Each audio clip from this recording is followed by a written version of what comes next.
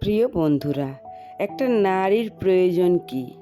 একটা নারীর প্রয়োজন শুধু বাহ্যিক সুখ বা বিলাসিতা নয়।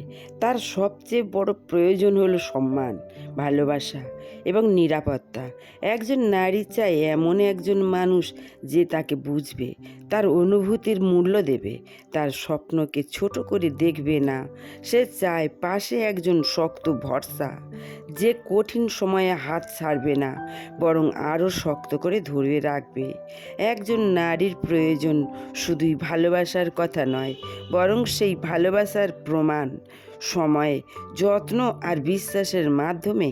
সে চায় তার কথা শোনার হোক, তার হাসি কান্নার মূল্য থাকুক।